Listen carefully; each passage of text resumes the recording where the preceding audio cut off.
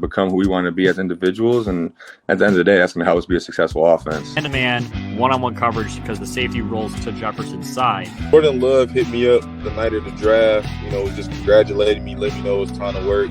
A.J. Dillon was open arms. Monrock caught a ball with his thighs. We didn't even talk about that. It was more of with his ass. If he throws a good ball, this is a running, catching touchdown untouched. Like, KP does like these flips after every win, and I'm like just waiting for him to do his flip. To know that we still love each other, that's what football brings us. Across the safety's face. So you can tune in anywhere that you guys follow us on social media. Welcome to the Practice Squad Pod. My name is John. I'm joined by my co-host Mark. The Detroit Lions are 6-2 going into the bye week for, I think, the first time in our lives. So things are going pretty good. Mark, you also just wrapped up your high school coaching season with Adams. I don't know if I'm going to give you a quick second to plug and talk about that real quick. If you have anything you want to say about this year's group of kids and kind of how the season went. Yeah, I mean another great year with a great group of young guys.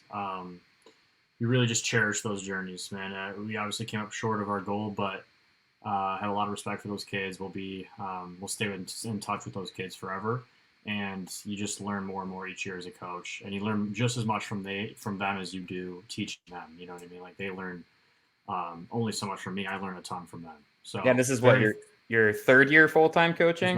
It was my third year. Okay, sweet. So do you feel like you're kind of getting like a brand to it the same way that your dad does, or are you still kind of developing that part of the game? Yeah, I can tell. I always try to keep learning from. There's always going to be new things I learn, whether it's from the kids or from other coaches. Like I'm always going to pick some new stuff up.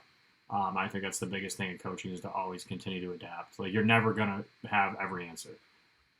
So you'll always keep learning and you always keep changing depending on what kind of team you have, what kind of coaches you have around you. So awesome. Excited for next year, but really excited about how this year went. Yeah, I'm glad to hear it. And, I had a self-interested reason to bring that up as well. The football season's over and you have a bet that I need to collect on still. And so, it's in the ticker, right? Remind Mark to take the ACT. We have not forgotten. And next time I will be pulling it up and just scheduling it with you if we have to on air on the podcast. That's fine, man. That's fine. And pertaining to that bet, we're very excited to bring on a special guest. He is the editor-in-chief in Pride of Detroit. Mark and I have spent a good time looking at his takes on Twitter. He hates flea flickers, which is good to know. I would plan on asking him about that as well. And also, which this is hilarious because we're a Detroit-based podcast, but this is actually our first person within the Lions organization that we're going to be having on. Khalil slipped away to the Giants, I think, right before we brought him on. So officially, our very first member of the Lions organization, we're bringing on Jeremy Reisman. Thanks so much for coming on. How are you doing, Jeremy? I'm doing well. I'm gonna have to go back and watch the Khalil Pimpleton episode, though. Yeah, he's a good one. Mark and him played ball together, and it was a lot of fun. Just already kind of having that context and chemistry with the entire situation. And I mean, what a just like smiley, like kind-hearted individual as well. So so we were kind of talking a little bit before we aired, but you're getting off a very busy 48 hours. You did Monday Night Football, which apparently was a very late night, but an exciting game straight to the trade deadline. So, how's this past week treated you? And do you feel like a little bit more rested and relaxed at this point? I'm getting there for sure. And it certainly helps that the Lions are going into the bye with a win rather than having that taste of the Ravens game in their mouth. That helps me too. And because, I still I walk that line of beat reporter and fan. I don't shy away from the fact that I'm still a fan, but I try to remain objective. So it's a lot more fun when I'm writing about a 6-2 team that rebounded nicely versus a 5-3 team that is sliding and panicking and doesn't make a huge move at the trade deadline. I can sleep a little bit better at night knowing that the team on the other side of this bye week is going to still be probably a pretty darn good football team. Yeah, absolutely. And we definitely like kind of shedding light on the personal stories of people that we have on. So, speaking of how fun it is to cover a 6-2 team, I mean, you've been with the Lions for a lot longer and have seen some dark times along with, us watching along with you. So like, what was it kind of like your kind of journey as a journalist? And then along with that, like, how has it been kind of watching this rebuild take place and kind of being a part of that? And what's been the vibe in the building, year over year when you kind of see these administration changes happen? Yeah, I'll try to go as abridged version of my kind of career arc as possible, because it was certainly a non-traditional route. I think I kind of grew up in the blog era, just like the blog boom, I guess you could say. Um, I didn't go to journalism school. I got a degree at Michigan for psychology. That's kind of where I was headed right out of college, but lines were always my passion. I just didn't really have an in. I didn't really think necessarily writing was my strong skill set. And so I just did it on the side for a little bit. The site that I run, Pride of Detroit, now has always had a fan section where fans can post their own articles, their own theories, their own stat breakdowns, film breakdowns. That's where I got started. And the guy who ran the site liked my stuff. He's like, hey, what if you just write for our front page and do a little bit there? Not getting paid. It was just, again, kind of love of the game thing. But I decided after a while, people seem to be liking my things. I'm getting good comments. I'm getting good feedback. Why don't I take this opportunity that I have, this platform, and just run with it and just, expand my own skill set. So, I started kind of doing stats breakdown. Then I started, building into film breakdowns, diving into the rule books, just kind of finding my niche, finding what I was good at, finding what I liked writing about. And when the guy stepped down from the site in 2015, I was the first guy he recommended. And so at that point, I started to kind of fade away from my full-time job and started to take it more seriously. And 3 years after that, we became a credentialed site with the team, fully credentialed. And then I was in California at the time, so I moved back to Detroit, and it was suddenly like, all right, this is it. Like, this is the job that I think that I want. I think it's the job that I can succeed at, and just kind of continued to build from there and build my skill set. That's always been, to me, the key, because you mentioned it, as a coach, you're always learning. You have to do that as a sports writer too, because I think fans are getting smarter. Fans are starting to understand the salary cap more, so you have to understand the salary cap more. Fans are starting to see all 22 films, so you got to start learning scheme a little bit. As the fans grow smarter, you have to stay one step ahead of them, or they're going to be like, I know more than this guy. I'm not gonna read his stuff, and it makes it really difficult and challenging, but a lot of fun, because you go further and further down that rabbit hole. Yeah. So, I mean, we're only a year into this. And so, talking about, potentially having that day job and then doubling down on what you're truly passionate about and trying to make, that the main thing. Like, was that scary? And do you want to talk at all about, potential, you talk about being smarter, having to be smarter than the fans and understand the game better than the fans. Like, I guess maybe the imposter syndrome that kind of forced you to, like sprint towards, getting as good as what you do as quickly as possible. Yeah. All of the above there. Yeah. You definitely have I mean, I still to this day have a lot of imposter syndrome.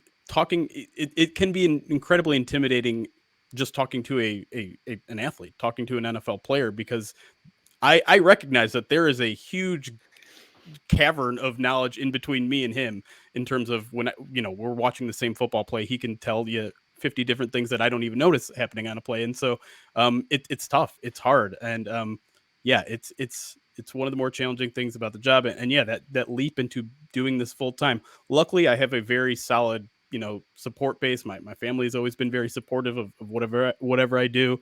I had a fair amount of money saved up, so in a lot of ways, I was very fortunate. I was very lucky.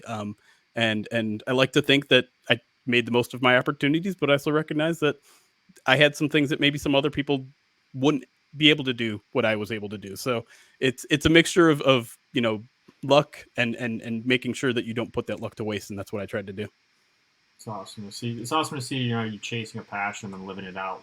I want to ask where that passion for the Detroit Lions comes from. Yeah, I mean, I grew up in Michigan. I had season tickets growing up with my dad was the one who kind of instilled the fandom in me. Like, I saw the crazy passion that he had in the game. He was the guy who was in the stadium, had the headphones on, listening to the radio broadcast because he was that into it.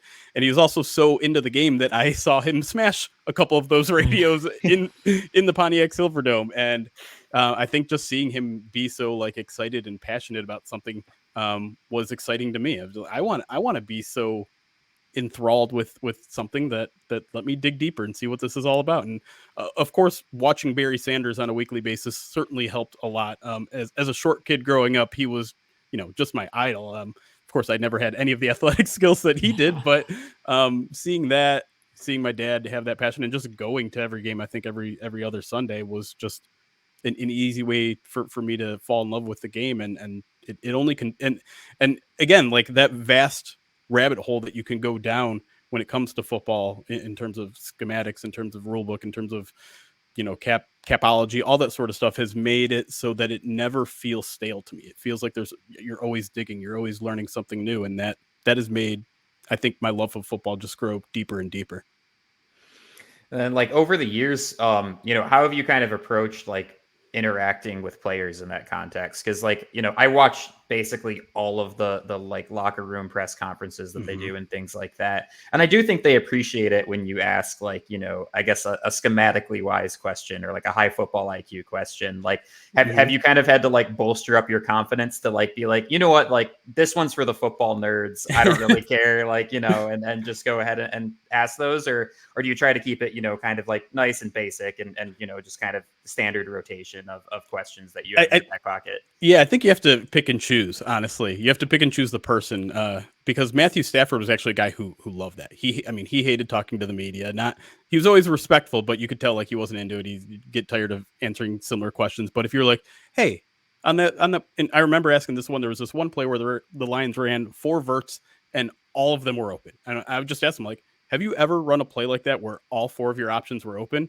And you could see him light up a little bit. He's like, that's fun. Let me talk about that. And if he gets the opportunity to talk about a past play, that's the kind of guy that has like a photogenic memory. And so I think that you light up, you get a really good answer when you do something like that.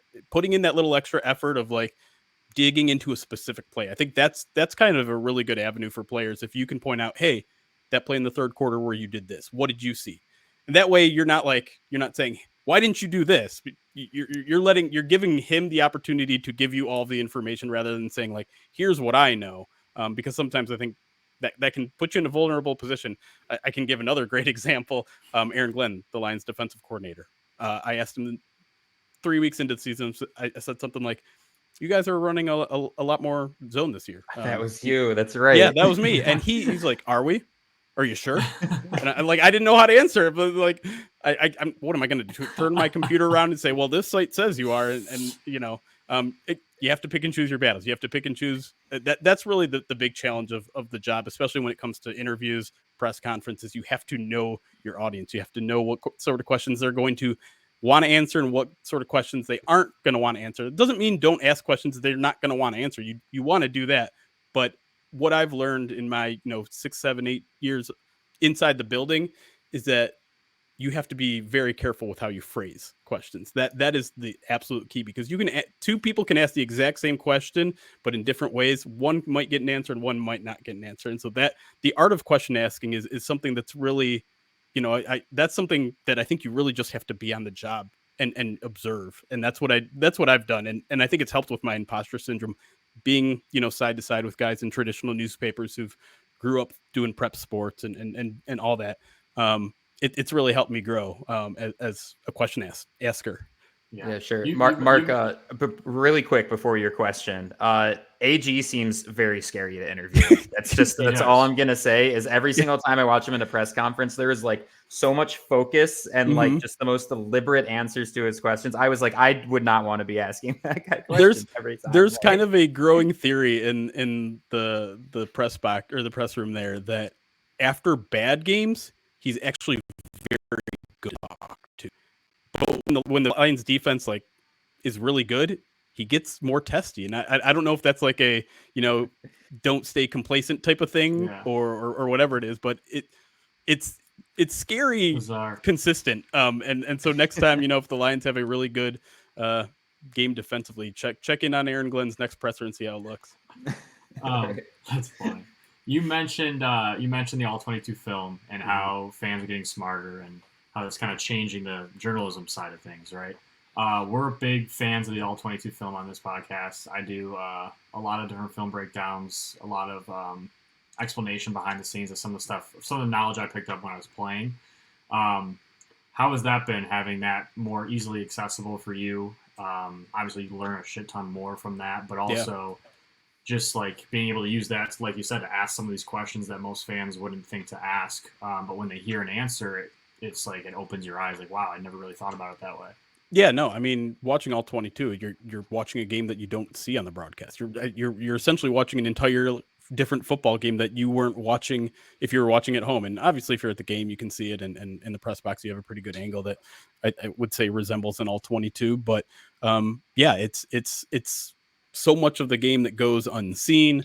To me, I just having it more out there on Twitter and people on YouTube breaking down film, that makes me a better viewer of the game as well, and helps me understand, because I think just having the film itself available doesn't necessarily help you discern what you're seeing.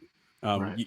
Again, it's sitting with a football player that can see a million different things watching the same video as you. You have to start that. I love that there are so many former players that are breaking down films on YouTube, or whether it's Dan Orlovsky and all of his Twitter clips, or gosh, Bollinger, was it Brian JT Bollinger does a really good. Baldinger does all those. I think JT O'Sullivan has a YouTube channel that's really good. His is great. It's Yeah, super good. there's that sort of stuff is so valuable to me too, because it's just having the film in front of you. Sure, you get to see a lot of things that you didn't see, but understanding what you see is so different, and it's a big leap. And I make mistakes all the time. I say, like, I'll put a clip out on Twitter and, hey, look at this guy doing this. That was interesting. And someone be like, that happens all the time. That's exactly what he should. Everyone does that, and it's a learning experience. And you have to learn to take some on the chin sometimes, because you're going to be wrong, and you have to develop some thick skin in this business, especially when you're on Twitter 24/7. But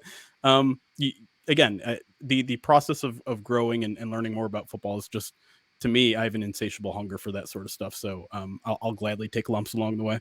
Yeah, I think one of the best things I heard, like, I think it was Peyton Manning or Eli on one of their broadcasts, said the best tell of a team is when you turn off the broadcast, you don't hear anybody talking, it's all 22 film in a dark room, and you just press play, and you see he's like, that is the truest tell of what a team's like, of how good or bad they are, of their how does that talk to you when there's no one talking to you and you're just watching all 22. He's like, that is how you can actually identify a team's potential, where they're at, how good or bad they are. He's like, that's the best way to do it.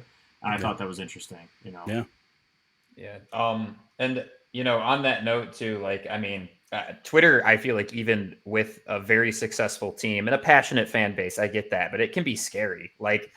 I think football is one of those sports where everyone's so passionate and they all think they're geniuses. And then the responses that, I see on your tweets, the comments that we get sometimes, Mark has been basically playing football since the day he was born, more or less. And there are still people that I think will, act like know-it-alls and challenge, what your credentials are. And that's definitely tough to push through. And on that note, you've seen, like I said, a lot darker days with the Detroit Lions. Yeah. What has it been like, again, the difference in how approachable coaches and players are, 5 years ago versus today, and the interaction that you have with fans. Do you want to talk about, kind of, I assume that it's mostly positives, but the pros and cons of, kind of being a more under the radar, under 500 team versus now, they were chanting Super Bowl during Jameer Gibbs' America's sweetheart. Everybody loves the Lions, and I want to give you an opportunity to kind of talk about that transformation over the past few years. Yeah, and it's not even just a win-loss transformation too. I don't think you could have gone from two more different regimes, right? You go from Matt Patricia, a very locked down kind of adversarial relationship with the media, and just someone who wouldn't divulge much information, didn't have a lot of interest in growing his relationship with the media necessarily, and ran a team in a very different way than Dan Campbell does.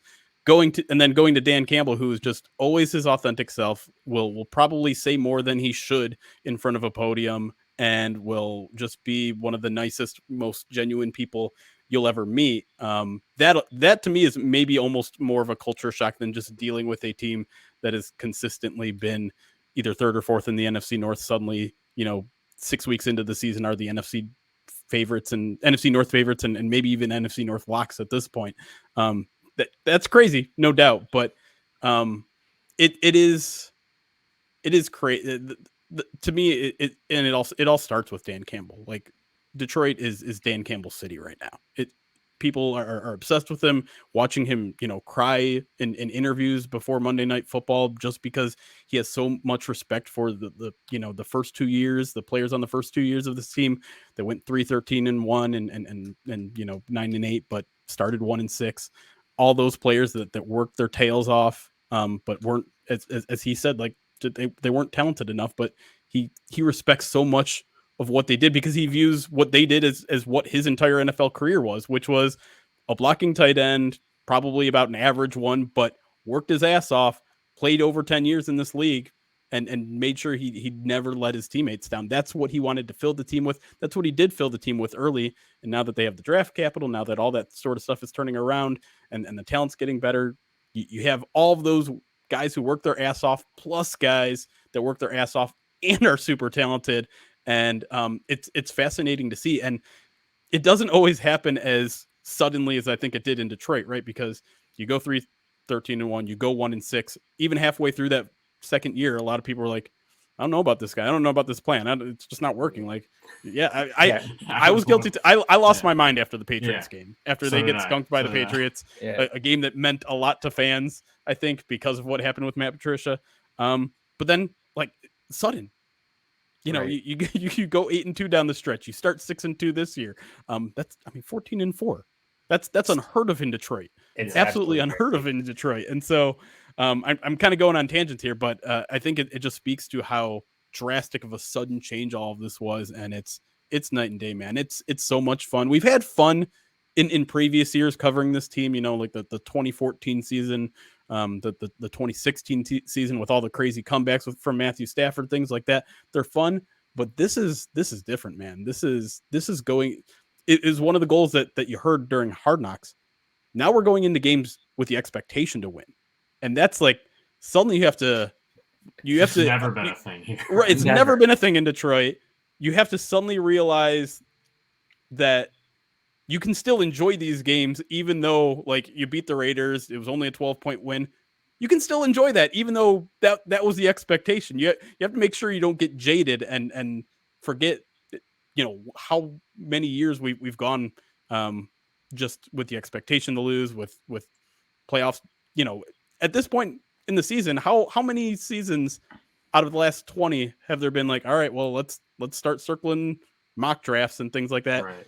Like I haven't looked at a mock draft since the last draft, and I couldn't be happier for that. Is it even a Dan Campbell interview if he doesn't get choked up at this point? I mean, I feel like every time he gets all like he gets into this zone, that's fun. Do you have a favorite Lions player that you've interviewed over the last couple of years, or like a single interview that just stood out? Ooh, that's a good question. I mean, I've been blessed enough to interview Barry Sanders one-on-one. I think Lomas Brown is one of the most genuine, nice human beings, and I love talking to him anytime I get the opportunity. Glover Quinn, to me, both as a player and now kind of as a Lions analyst, he's got his own Lions podcast and all that sort of stuff.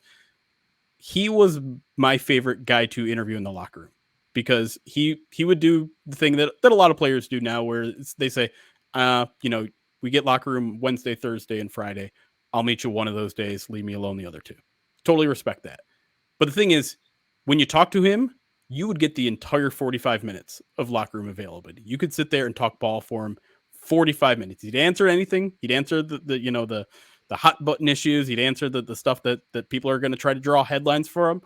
But you want to sit there and talk ball for him for 45 minutes, he'll answer anything. And I have so much respect for people who do that, because I think sometimes there are players, and I'm not trying to generalize here because I think you'll find a ton of different players with a ton of different viewpoints, but I think a lot of players view journalists as kind of like, they don't know what they're talking about. Why would I talk ball with them? Like, they're idiots. Where others, I think, see the opportunity to inform. And I think that makes the journalists better. I think that makes the public better. If you explain, why you did this, why this guy was open, whatever, that benefits everybody. If everyone thinks you made a mistake and you sat down with the journalist and explained why it wasn't your fault, it's better for you.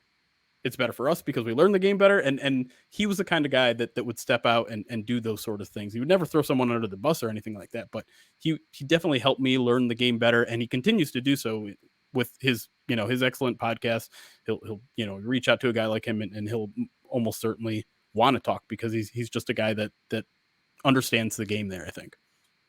That's awesome. Yeah, that's really cool that he, continues to go from being a player to then, priding himself and taking part on the information side of it too. That's awesome. All right. So quirky thing, you consider yourself an expert on the NFL rule book. What are some NFL rules that nobody really knows about? Do you have a favorite quirky NFL rule? Man, that's a good question. You blindsided me here with that one. I think, oh man, the thing is, like, when the infamous 10-second runoff thing happened with the Lions-Falcons game way back when Golden Tate was tackled. That was the worst. It's originally called a touchdown, but upon review, he was short, and the Lions didn't have a timeout left. I think now everyone knows that comes with a 10-second runoff, but no one at the time did. And I was tweeting, I'm like, guys, this game is over. When I'm seeing replays, I'm like, they're about to come out and say this game is over because that's going to get overturned. And because a challenge or, a replay technically stopped the clock, they're going to have to do a 10-second runoff. And so I don't know. Again, I think the information gap is starting to close in. So I don't know if there's that many people who don't know specific rules anymore. But I just remember being ahead of that one and just losing my mind at home and be like, I can't believe this is about to happen. And then it was a part of the intro, flea flickers. What's the beef? Here's the thing.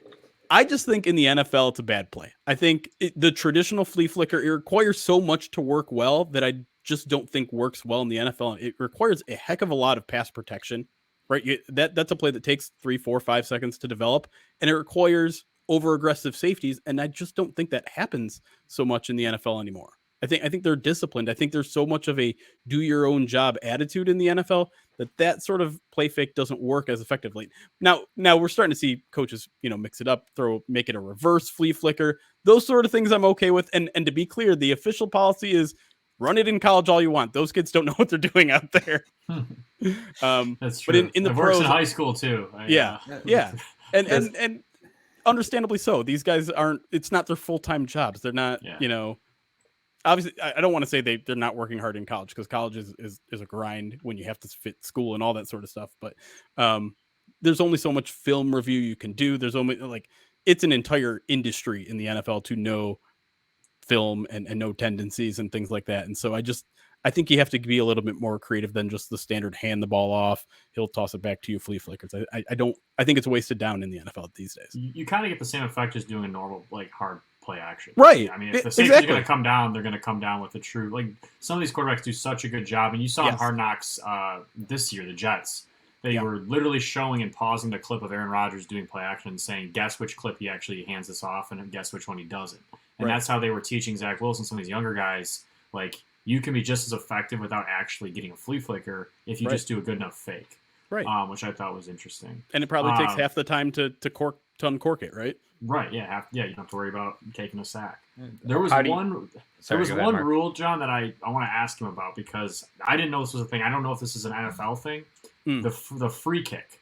If you fair catch a punt. So I saw a high school team won a game. John, did you see the clip of this? No. So a high school team, apparently, and I had no idea. Again, I've been around football my whole life. Never heard of this. If you fair catch a punt. And you're in, and you want to attempt a field goal, like using like a kickoff, no one can block it. It's a free kick. Right. You can try to do that. If you miss it, you give away possession of the ball. But if you make it, you get 3 points, and the team can't block it. The returner, you're saying, can if the returner fair catches a punt, he doesn't have to kick it. Yeah, it's a punt. You fair catch a punt anywhere on the field.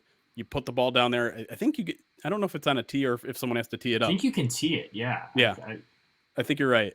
And it's basically just a kickoff attempt, but if you kick the ball through the uprights as if it were a field goal, and again, the defense has to stay in there and watch. They cannot try to block it. You get 3 points. Like a team, fair caught it. There was 3 seconds left on the clock. Instead of doing a Hail Mary, they were down 1. Instead of doing a Hail Mary, they did a free kick. The kid made it from 48 yards out because he did a kickoff. I mean, as long as you kick it straight, you have a decent chance of it going through distance-wise.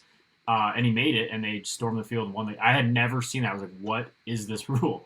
Yeah, is this the NFL rule book? It absolutely is. And I know there are a bunch of rule book nerds out there that are just waiting for a game to be decided. Oh my god! And everyone to lose their minds. Has it ever happened? I don't think it's ever I think it's been attempted at some point, but I don't think anytime recently, which is, it's a great example of a rule that not a lot of people know about. Gosh, there's something with the 2-point conversion too. I think like, is the return of a 2-point conversion is worth 1 point or 2 points? I think it's worth I 2. think it's worth 2. Yeah, is it still worth 2? It's the amount of like potential points that Right, that could makes be sense. earned on the player. Yeah. Like that. How about the worst rule in football? Do you have any fixes to that or whatever? Are we talking about the fumble out of the end zone one? Fumble out of the end zone. Yes. I don't hate it. I know a lot of people hate it. And listen, I'm a Lions fan. I should hate it. The Calvin Johnson, fumble in Seattle. I was at that game as a fan. That one has deep scars on me. But for some reason, I understand why everyone hates it, because it's weird to have completely different rules in the end zone than everywhere else on the field. But I kind of just like having higher stakes in the red zone. I kind of like having an emphasis on ball security in the red zone. It makes everything a little bit more exciting. A little bit, the stakes are higher, obviously, at every point on the field when you get down there. And so I kind of okay with that one. To me, my biggest rule change is we got to move back to 15 yards on pass interference. It is just too hard of a call to make live, and we tried to make it reviewable. You can't do that either.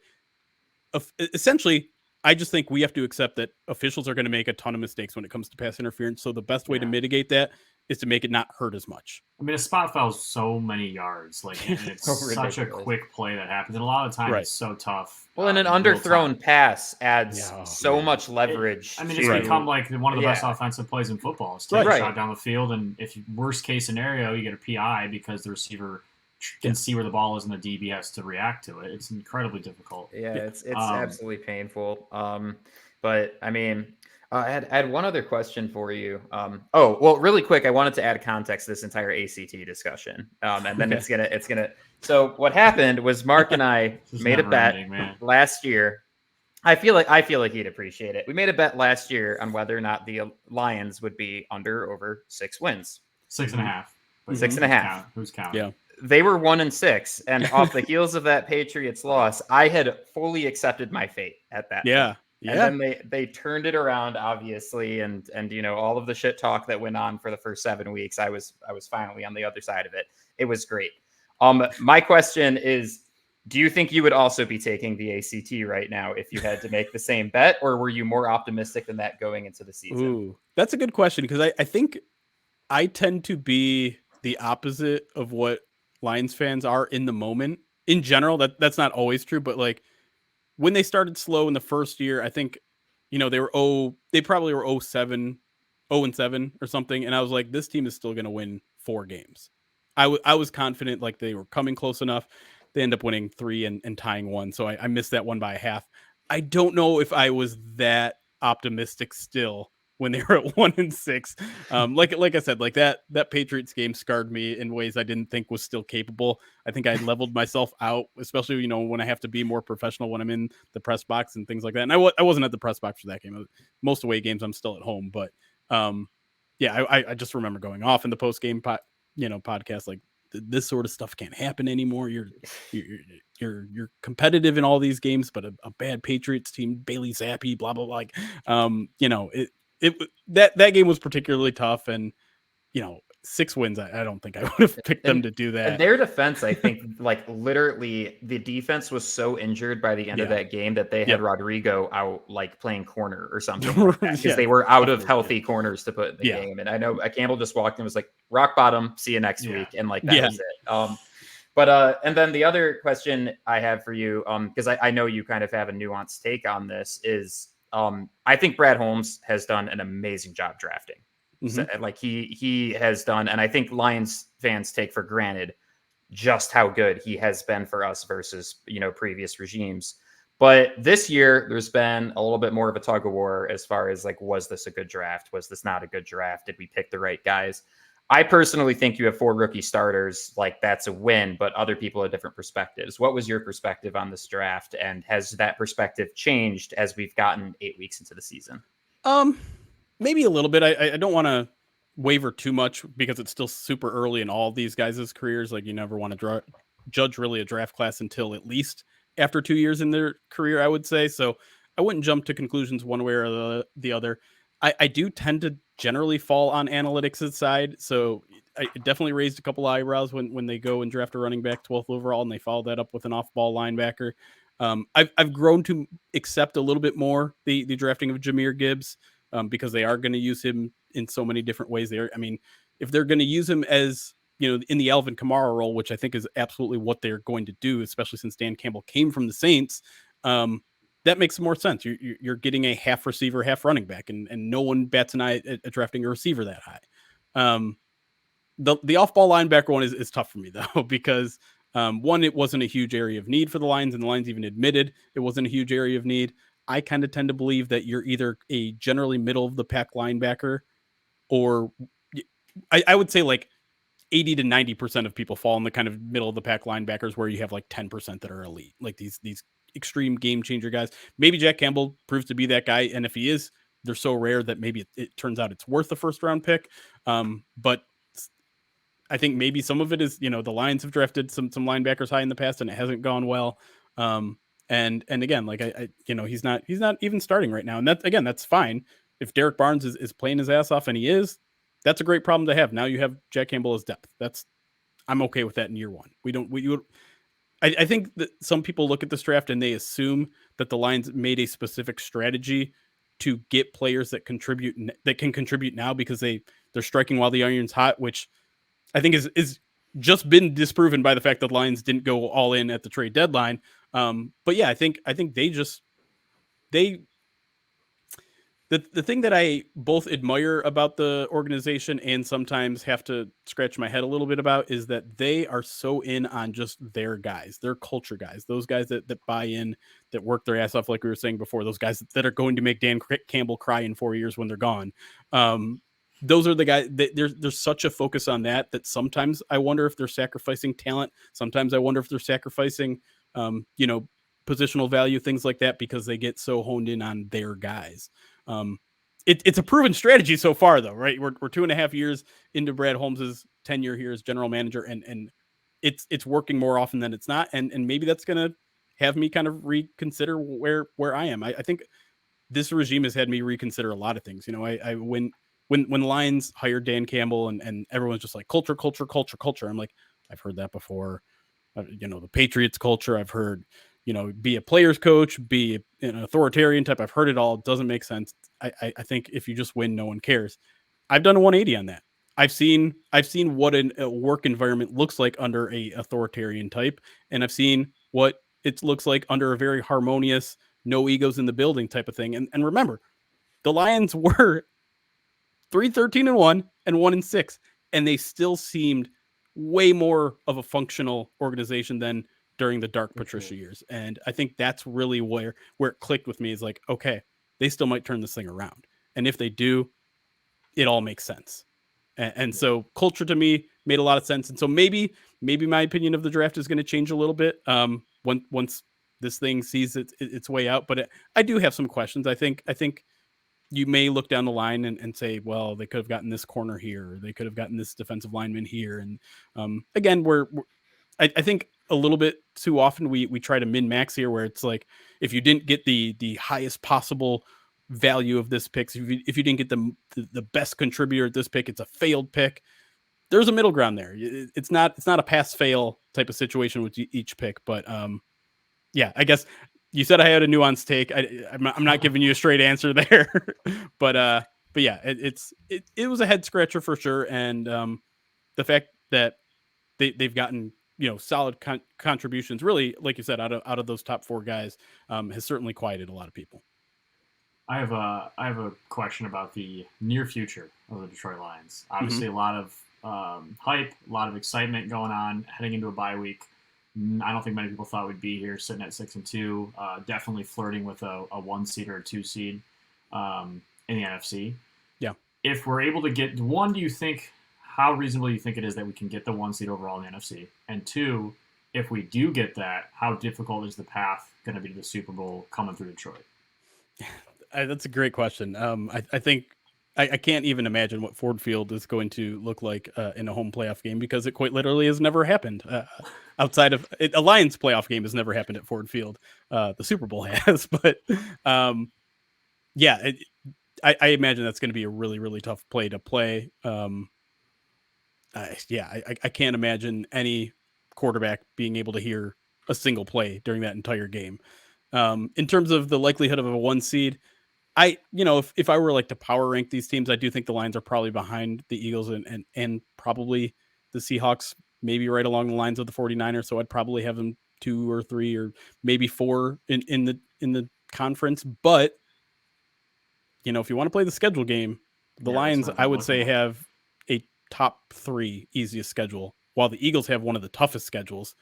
And 49ers have a tough schedule. They have to play the 49ers and Seahawks have to play each other twice still. So, they can take each other down a peg. So, like, it's not completely unrealistic, I would say, for the Lions to go something like, they're 6 and so like 7-2 down the stretch. Yeah, be a 13 and 14. They're favored in all but 2 games. Yeah, moving forward. Right, and those I don't think those games are out of reach. No, Dallas and the Chargers probably 2 games where we're underdogs, but again, those are teams that I've seen the Lions beat even on bad years. And any given Sunday, you steal one of those games, all of a sudden you're looking at 14 or 13 or 14 wins.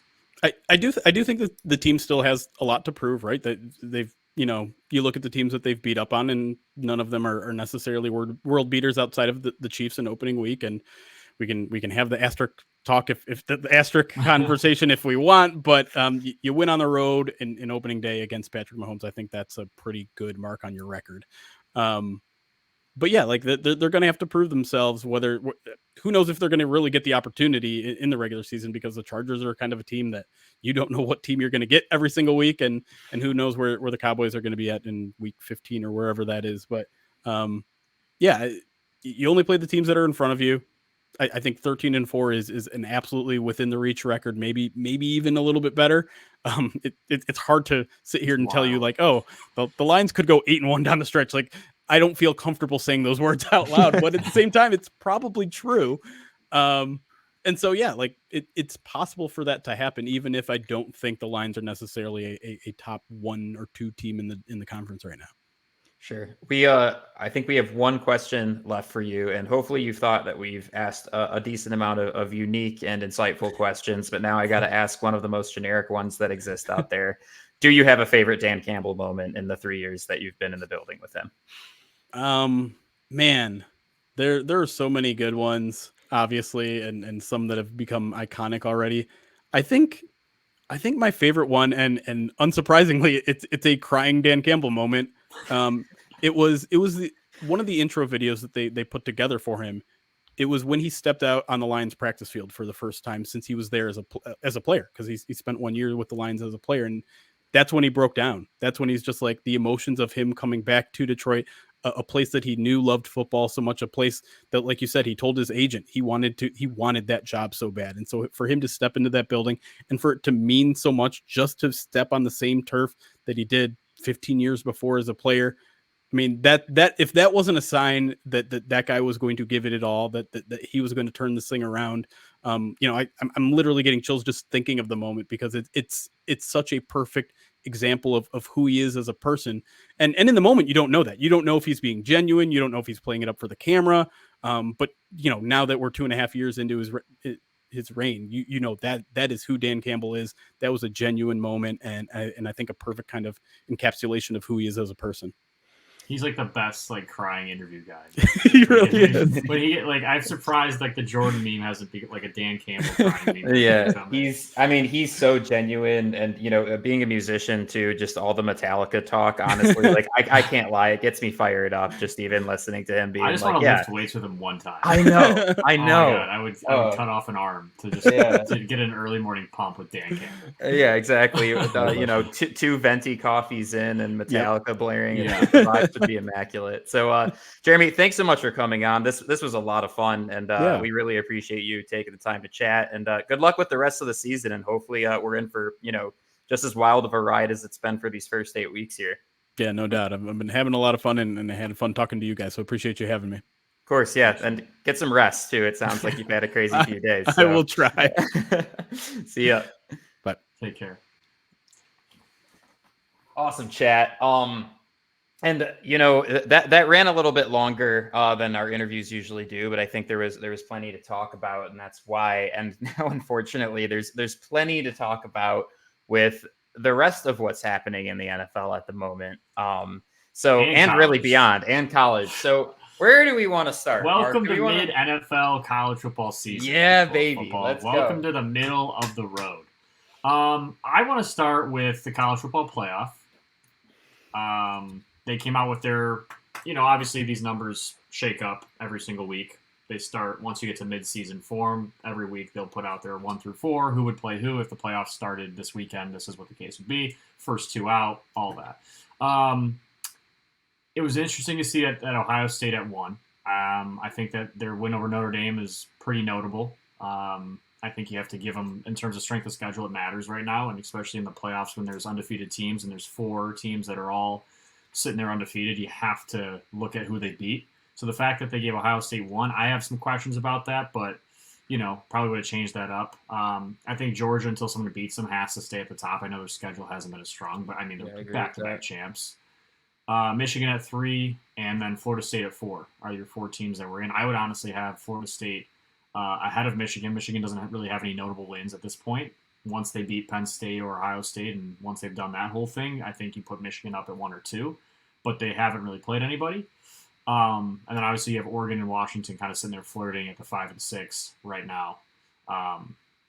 And both those teams obviously are definitely far from out of it. So I think that it was interesting to see those 4. John, do you have any issues with Ohio State being at 1? I mean, yeah, because I'm in line with your argument, right? Like, I don't totally feel like they've beat anybody. And I think anytime that they've played, like, maybe not competition at their level, but, in the same ballpark, it's been a really close, uncomfortable game for them. And I think that makes you question how they will fare against a Georgia, a Michigan, or a Florida State, or, even some of those teams that are, in the hunt 5, 6, 7, 8 right now. Yeah. So that's like, and I'm not even saying it as a Michigan fan, because I think Georgia should be 1. So I'm not saying that just because, like, F the Buckeyes or whatever, though, 100%. But at the same time, like, I think this is the theory that people are trying to put forward right now is, are they trying to just set up a Michigan versus Ohio State national championship? And like, not going to happen. Not going to happen. It's because you don't think Ohio State can beat Georgia or FSU or vice versa? Michigan can't beat those 2 teams? Or yeah, I think Michigan can. I don't think Ohio State can. And I also think it's going to be tough to put Ohio State and Michigan are going to play each other in the game at the end of the year, and I think it'll be tough to see them still putting both Ohio and Michigan in, depending on what happens with that game. Just last year, though. I know. It's just tough with what's how Texas has looked, and Texas looks legit. I still think Texas has the best win so far this season in terms of going to Alabama and winning when they did that, how they did that. I know Alabama's not the same as they've been, but I think that's still the most credible win I've seen so far this year. I think the eye test is a big thing. Like, they look into strength of schedules. Like, when you watch those 4 teams play, you can't convince me that Michigan doesn't look like the first, if not second best team in the country. I know they haven't played anybody, but if you just watch them play, if you look at their roster, if you look at what they've been doing, look like they're playing high school. They look like every time. Yeah, it's a joke. I mean, you hear all these coaches say, like, yeah, we just played against an NFL roster, and, I mean, it's incredible. You watch Florida State play, and their win at over LSU in the first week. I think that's probably the second most notable win I've seen this year. So that's gonna get. I would put Ohio State, I think, at the 4 right now. Mm-hmm. Florida State at the 3, Michigan at the 2, Georgia at the 1, and I wouldn't change that until you have reason to.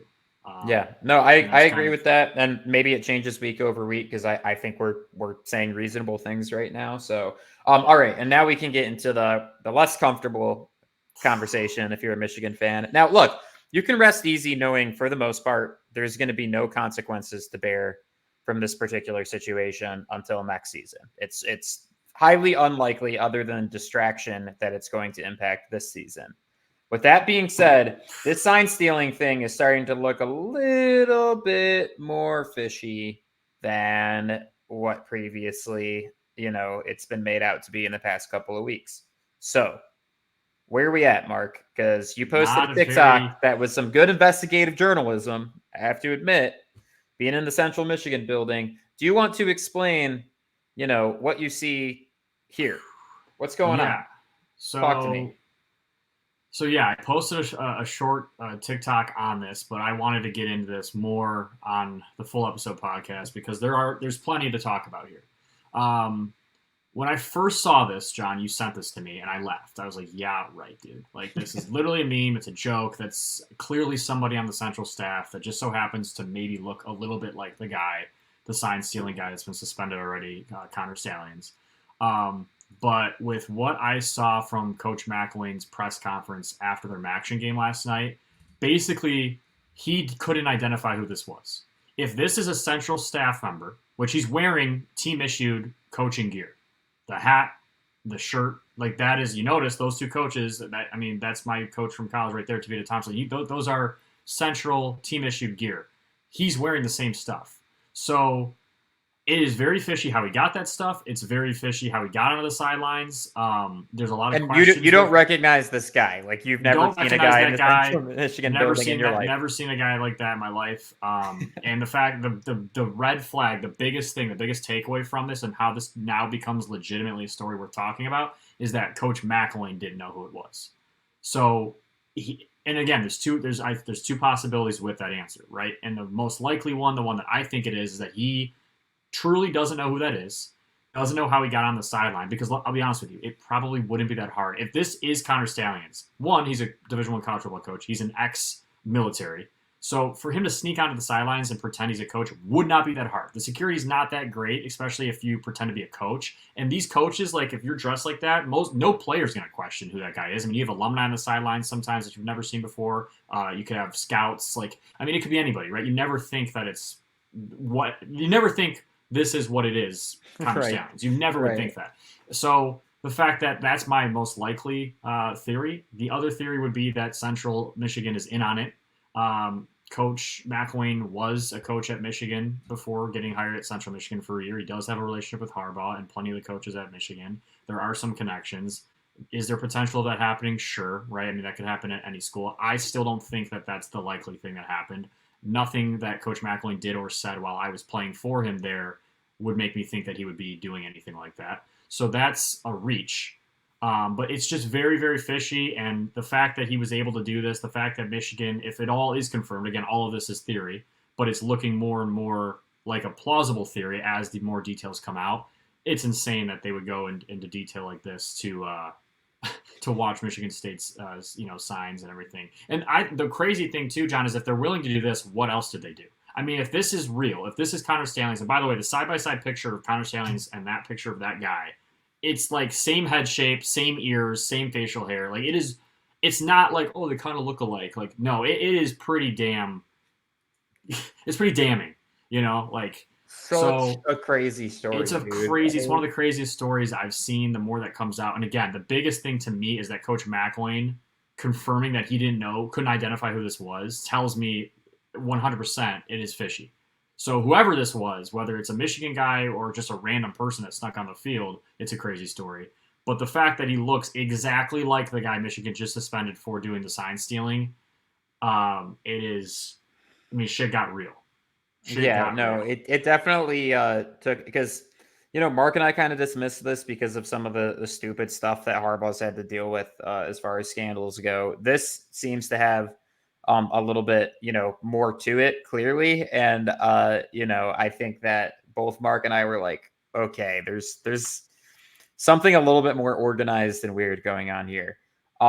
So yeah, I mean, I guess we'll see how the story develops. It was interesting, Mark being a Central Michigan player, being able to kind of get a little bit of an inside scoop on this is a little fishy. And I'll be honest, John, why I say it's the most plausible theory is that he, Central's not a part of it, is because it really wouldn't be that hard for somebody to get access, especially, like I said, someone who's a Division I coach, who has military background, who understands how the travel squad works, how the buses work, how you board. Like, he's been in Michigan State Stadium plenty of times. He knows what the away locker room's like, what the security's like, what credentials you'll need to show. So he knows the system. He knows how to beat the system. So it's very, very easy for someone with that knowledge to take advantage of it and just pretend he's a coach, just not say anything. You can bullshit your way through a lot of things in life if you just act like you belong there. Seriously. Right. You'd be surprised. Like, John, I seriously, John, I could give you any of my CMU gear, that I got while I was playing there give you sunglasses and a hat and a fake credential. You know, you could probably do a little bit of research to find out what you need to do that, and I could get you on the sidelines at a MAC game, at a smaller, you know, small MAC school against a Big Ten. Like, I really don't think it would be the craziest thing in the world to Drew just threw in the chat. We should test this. Real investigative journalism. I really don't. Everyone's like, yeah, right, man. Someone had to know. You know, no, I mean, it really isn't that hard to do. Like, I was gonna say, like Michigan versus Ohio State, sure, maybe you're gonna have right. That's but like Central Michigan versus Michigan State, like the security parameters are not super strict. So like, and again, who's gonna question somebody that if you act like you've dressed been there, in which he knows how to coaching act. He's a Division I college coach. He knows how to act. He knows how to answer questions. It's not like he's some random dude. Like, he knows how to get away with that. He's ex-military, so like he's definitely like, you know, he's got some skills for sure. If he wanted to do that, he probably could. So that's why I think that's what's most plausible. Again, this is all theory. This is all just like, you know, it looks like him, could be him. There's no confirmation of whether or not it is him. But what we have confirmed is that Central's staff, their head coach, didn't know who it was. So it's not a Central staff member. That's all we know. Whether it's a fan, whether it's a Michigan scout, whether it's, you know, it could be a dude from Ohio State who no one's ever going to know for sure, probably. But the fact that Central confirmed that they didn't know who it was raises, and that now the story digs. Like, that's what's blowing my mind. For sure. So we're going to hear more about it for sure.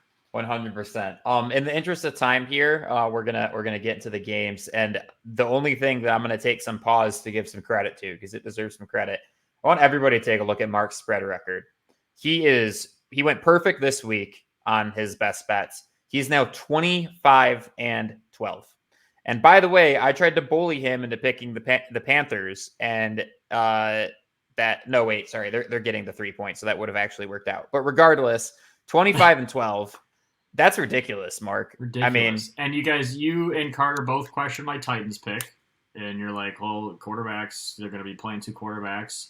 And I just felt like, you know, it was time to bet on them. Yeah, it's a hot week. When you have a hot feeling and you're just on a hot streak, you have to ride it. If you like making money, people, 25-12. This is against the spread. This is not money line. This is against the spread. This is over-unders are included in there. 25-12 this year. Yeah, it's super impressive. And I went 3-2, so I at least, you know, lowered my margin here. And I'm in striking distance. And maybe if I have a good week this week, I can get back about 500. But 25-12 is no joke. Now, let's start it off with Tampa at the Bills. The Bills come away with a win, but they were essentially a really shitty Hail Mary, and not on Baker, a shitty Hail Mary on the receiver's awareness, in my opinion, from losing this game. It was very close for the majority of the game. I think Baker played pretty well overall. And again, I just have to say, like, the Bills are a good team. I'm not sure if they're a great team this year. And I think games like this totally drive that point home. So that's kind of where I'm at. But yeah, I mean, Chris Godwin, like, where was his awareness during that? Like, I just felt like he stuck his arm out, like, with the ball coming his way. It's like he wasn't even trying to score there. It was weird. So, I will say one thing, John. They call it a Hail Mary for a reason, because it's a prayer. Okay, it is a very low odds, low percentage that you're going to complete that, and it was a perfect throw. I give Baker credit. He bought time in the pocket. He got that thing up in the air. He got it to the end zone. Like, it was the perfect throw. It's a hard thing to catch. It's a hard thing to track. It's a hard thing to create the separation that you need, because everyone knows where the ball's going. Like, every defender knows. So it is very hard to complete that. But this game, if we're being honest, it shouldn't have been close. Like, the Bills, the fact that this was as close as it was, you're raising questions about Buffalo. I think at this point in the season, I will finally admit your statements of Josh Allen, your statements of them are fair. I give you no kickback against your statement of they're good, not great.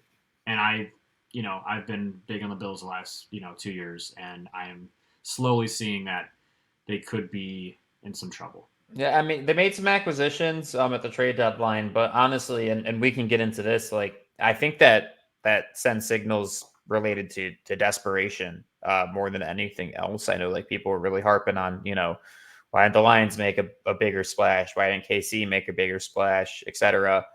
It's usually because good teams like don't feel like they need to. Like, let's not forget, usually it comes at the expense of draft capital, and a lot of the time it's fifth-year guys that you have to sign massive extensions to in the middle of the season in order to keep around in the first place. All that is to say is that, like, that's not something good teams generally do. And the Bills felt like they need to go get some free agents. They need to go make some trades. And that might, right the ship for the rest of the season. They might be more competitive, but it's showing that there's some weaknesses, there's some cracks in their entire model, I guess, because it originally looked like an unstoppable freight train 2 years ago, and now they just look like a hard to beat team, like a good team. So Commanders continue to just refuse to die when they play the Eagles. Matchup football, man. They really gave the Eagles a hard time all over again.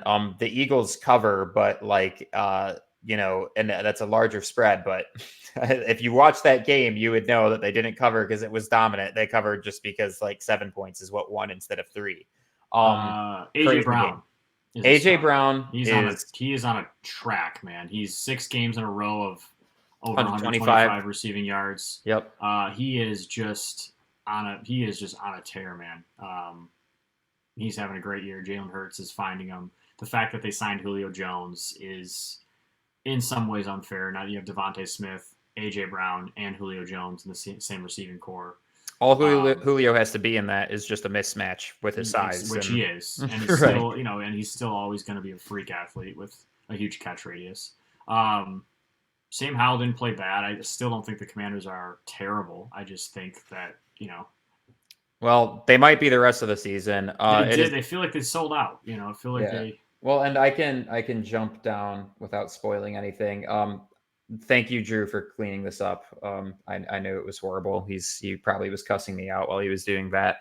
Just some of the major transactions, and you're going to notice there's only one team that's on here twice, and it's the Commanders, giving away both of their defensive ends.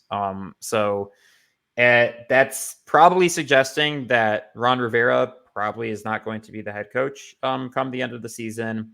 My speculation is that Eric Bieniemy might become the head coach, and they need to clean up their offensive line really badly. So I think that's kind of where they're at, right? Receiving core is pretty good.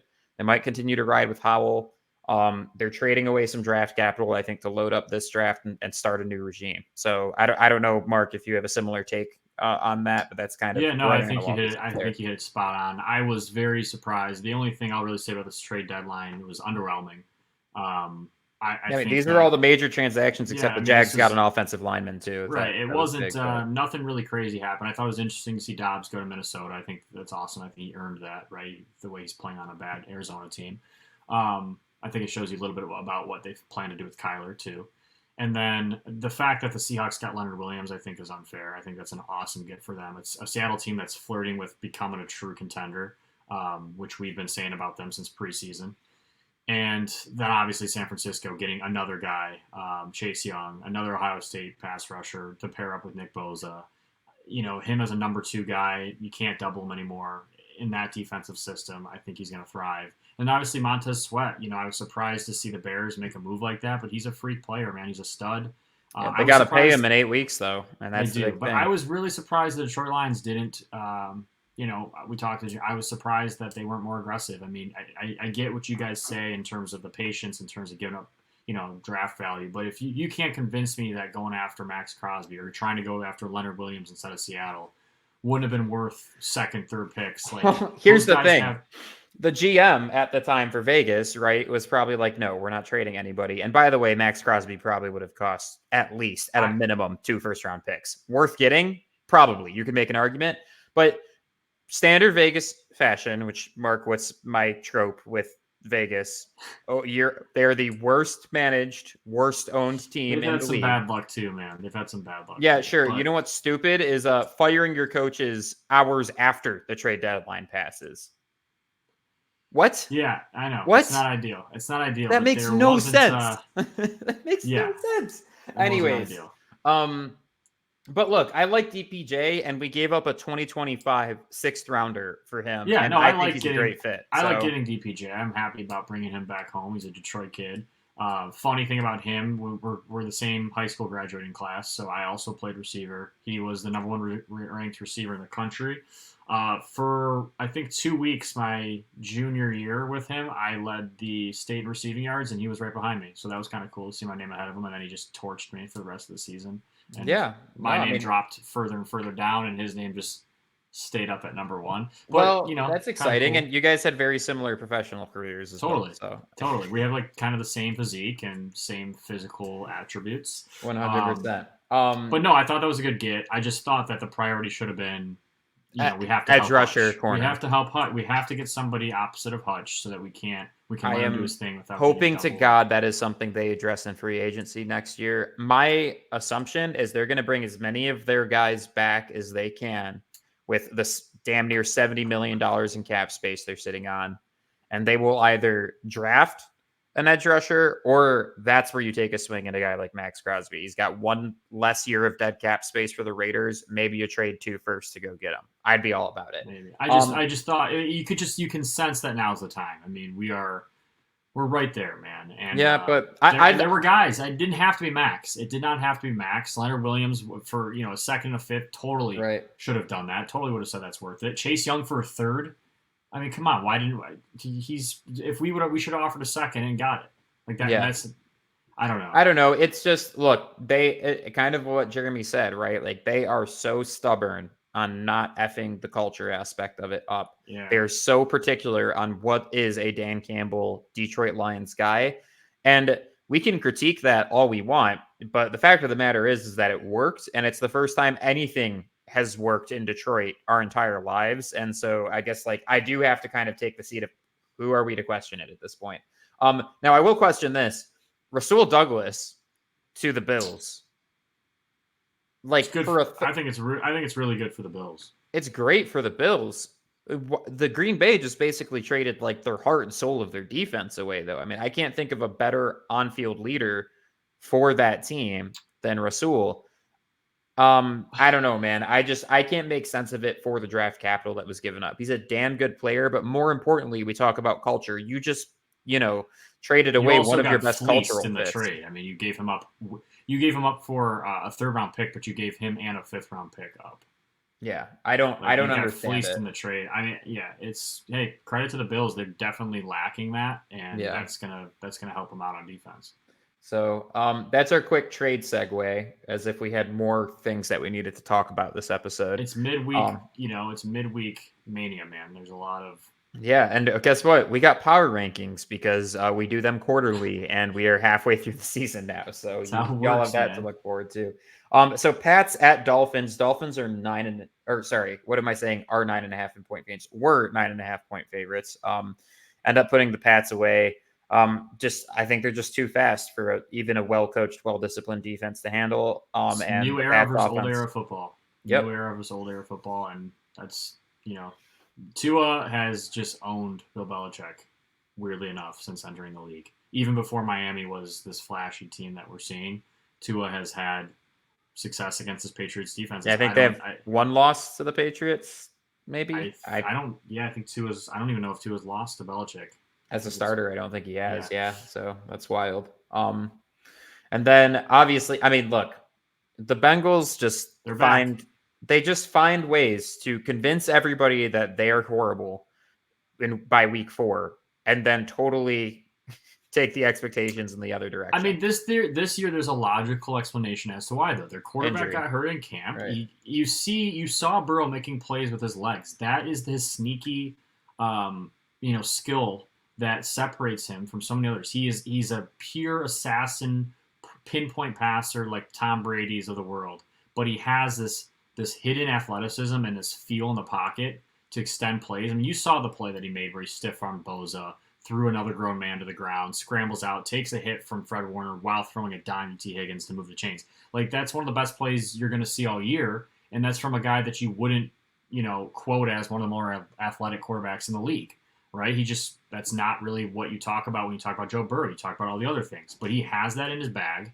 the quarterback draws they kept running on third long against that 2 cloud defense were just it gashed them. It's demoralizing. 3rd and 11, you drop everybody back, no one's open. You think you've done your job, and a guy that you think can't move because he hasn't moved because of that calf injury, he looked pretty damn healthy to me because he kept tucking that thing on quarterback draws and getting the 11 yards with his legs, the old-fashioned way.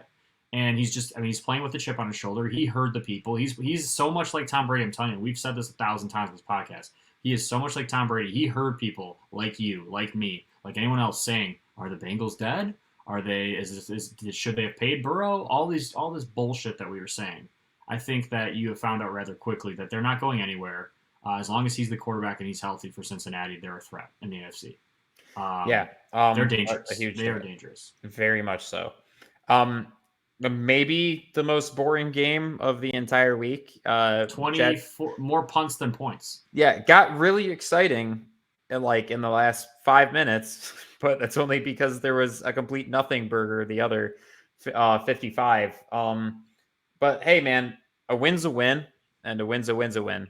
And Zach Wilson now has led this team to too much time on the clock for Zach Wilson, baby. Yeah, hey, 24 seconds. Much time for him. No problem. That's all he needs, man.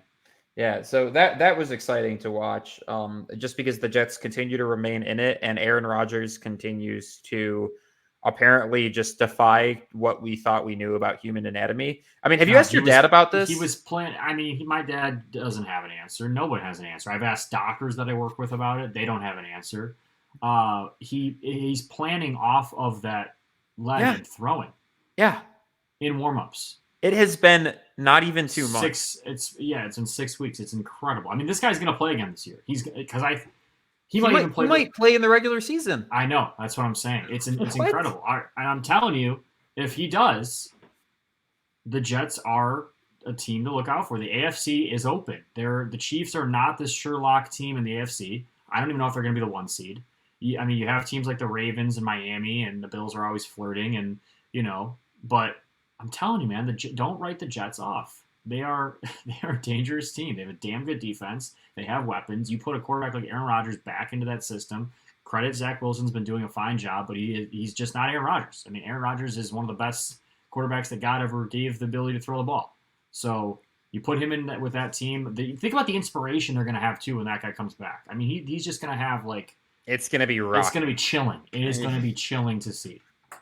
So, Cowboys looking like the Cowboys again. I mean, they are just this team where you have to scratch your head at, because trying to make sense of what they are and what they're capable of in the postseason, you're going to end up confused because, per usual, right? They come out crazy out the gate. They look unstoppable. They lose to a team you wouldn't expect them to lose to. They take a couple more losses, and now they're back to beating up on teams that they should beat up on and absolutely blowing them out. But later down the stretch, are the problems going to resurface like they usually do? Where are they going to get seated in the playoffs? All these really important questions when it comes to the Dallas Cowboys. But hey, you get a win here. Rams are not a bad team still in my perspective. And you guys embarrassed them. So congrats. Dallas is a good team, period. If you try to say otherwise, I think they're you're good. Just a hater. No one here likes them, but you have to admit they're a good team. They're a dangerous team. I think they'll beat Philly, by the way. We'll get into that when we do our picks. But. Okay, cool. Jags at Steelers. This one I was thinking about taking as a best bet. Bummed that I didn't. The Jags look really good, man. And they are really good. To watch them, I think handle a Steelers defense the way that they did offensively, and they still look really sloppy offensively. I don't feel like they're playing to their potential yet. And their defense continues to surprise. This is a dangerous team, man. Trevor Lawrence isn't even 100% healthy either. So I think he's playing through that knee injury. It's a damn good team. You got to be, not only do you have to be good, you got to be cocky, and you got to be kind of just bold to go into Pittsburgh, beat the Steelers, and then steal terrible towels on your way out, and just completely take away from all of that tradition. You don't mess with Steelers fans, especially their terrible towels. I mean, we've seen some crazy things happen with fans, and when you mess with something that they're passionate about, and the Jags went in there and they just absolutely embarrassed them. Also, thank you, Jags, for wearing the teal pants for this particular uniform matchup. Nice. It looked good. It was a great uniform matchup, unlike the Lions and Raiders, which we'll get to. Vikings at Green Bay. Obviously, you had the Achilles tear. I think Kirk anybody that watches, sports at this point kind of knows what that looks like after watching the Aaron Rodgers one replay. As soon as you kind of see like that, calf tremble, when it's just, normally planted, and, it's as soon as I saw that replay, I was like, shit, man. And look, we make jokes about Kirk, about the Vikings. Kirk is arguably this season playing top 6, top 7 quarterback play. Like, that is not a joke. Has been. He's been a top 6, top 7 quarterback statistically as long as he's been a starter. And people joke about him all the time. Away. He deserves the credit, man. He deserves the credit. He's one of the best guys overall, best team guys, best people all together in football. And it's a true bummer to see him go down, especially right when you thought the Vikings were turning things around. Yeah, kind of getting their momentum again. And I mean, the defense is finally playing better, which is what they brought Flores on to do. Like, it's a bummer. Hopefully, Dobbs can kind of keep it running over there, unless you're playing the Lions, of course. But they do end up coming away with, still a relatively dominant win. And, prayers for Kirk that he comes back healthy, probably with a new team, if I had to guess. Probably. I mean, that's probably the last we saw him. And that sucks the most, for him, is because he goes into free agency with this big question mark. So it's probably going to affect what he gets payment wise. It sucks. Yeah. He did get a bag with the Vikings though, so it's not all bad. Plenty of money so far. Yeah. He's doing well for himself. Yeah, he's not poor. Starting quarterback in the NFL. Yeah, he's not poor, man. He's not poor. He's not poor. Make no mistake. Texans at Panthers. Mark was right. Whoa! That's the Mark is right. First positive thing on this podcast episode my way. Yeah, a lot of slander on me so far in this episode, but yeah, I 1 versus 2. Me and Carter Ferris. Shout out to our last week's guest. Both had a gut feeling. John said that he was not going to entertain it. We entertained it, and Bryce Young got his first win over CJ Stroud. Yeah, pretty impressive stuff from the Panthers to actually finally get their first win, get that done. I'm sure that is a weight off of their shoulders to some degree. So yeah, I don't know. I mean, obviously, expectations are pretty low about where they're at the rest of the season still, but 1 beat 2, and that matters for sure. So now this game, there's a lot to talk about. But the main thing to talk about is that there's a guy that likes mayonnaise in his coffee and eats bananas whole. That apparently is also really good at quarterback for this particular game in his rookie debut. About as good of a rookie debut that you can have in the NFL. Will Levis, 3 touchdowns to Hopkins? 4. Is that correct? Well, 3 to Hopkins, 4 total. 4 total. I mean, and this is against a Falcons team that is no joke. So, yeah, I mean, if you're a Titans fan, you got to maybe assume that was the last time you saw Ryan Tannehill as your starting quarterback. I don't want to say it too early. But I'm not going to get too excited about it because they were wearing the Oilers jerseys, and you can't lose in those. Anyone who's playing quarterback in those is going to have superpowers. Now, I will say the last touchdown, he kind of like the game-clinching touchdown that he threw and it was in our Aliens of the Week. If you haven't watched it, go check it out. It's our last video. But he rolls right, stops, gonna get hit, throws, just flick of the wrist. I mean, and I said it in the video. There's really only 3 or 4 guys in the league that can make that throw on a consistent basis. It's Josh Allen, Herbert, and Mahomes. And he did that and made it look easy. You give a guy who was slept on in the draft, fell to day 2 of the draft, had a totally embarrassing draft night. His girlfriend leaves him. All of this shit happens, right? You give all this guy this added motivation to want to go be great, and he's got all the physical talents. I mean, that's never been a secret.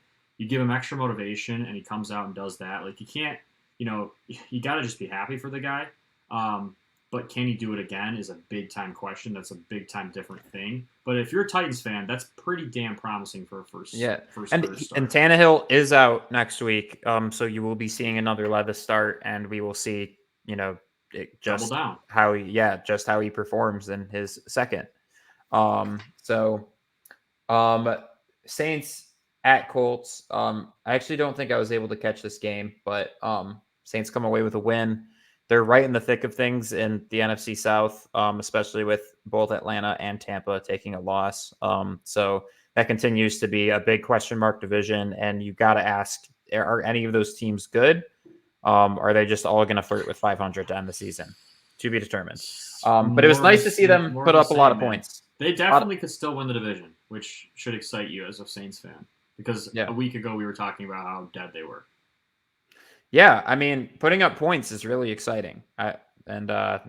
We didn't see a whole lot of those in the first few weeks. So the Browns fall victim to the Seahawks. Man, they're a tough team to beat on the road, and I don't want to get, too overreaction-y here.